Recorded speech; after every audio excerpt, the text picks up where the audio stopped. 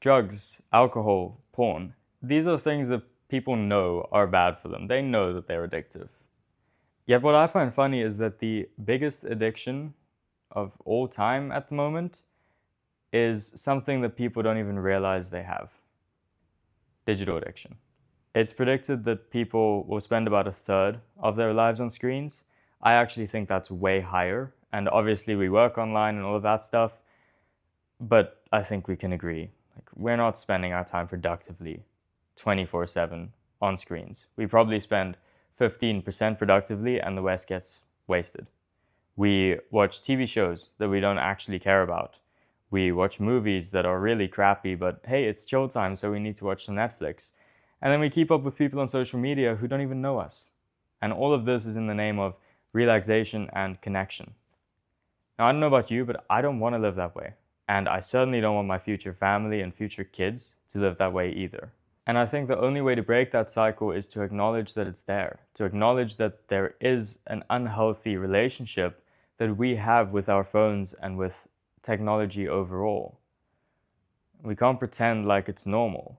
There are people spending billions, trillions of dollars figuring out how to get us more and more hooked to the devices because it is profitable for these big companies. And we've got to fight against that. And unfortunately, little tricks of just putting your phone in grayscale or turning off notifications, they help. They're really useful. I do them. But unless we look at why this addiction is here in the first place, those aren't going to lead to sustainable long-term changes. We've got to address the root cause of this issue. For any addiction, there is a reason why you are doing it. Don't ask why the addiction, ask why the pain. For me, lack of adventure was a huge one. That was the biggest reason I looked at crazy Instagram reels of adrenaline junkies. It's because I wanted that.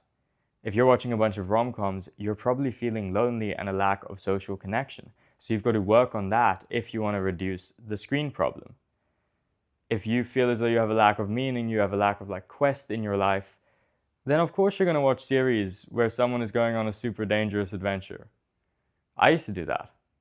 So what I'm saying to you is, if we really want to defeat this addiction, we have to first acknowledge it's there, and then we have to take the difficult journey of trying to improve our lives to the point where we don't want to spend it on screens. Because we're humans, it's natural to seek out these things like connection, like purpose, like meaning. And if we can't get them in our real life, we are going to look for them in technology. But unfortunately, that's not going to lead to true fulfillment.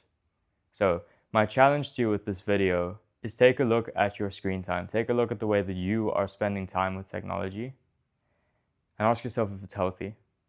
And if it's not healthy, ask yourself why that's the case. What's leading to you spending so much time on these devices? What's keeping you addicted? What needs do you have that are not being met? Thanks so much for watching. I'll see you in the next video.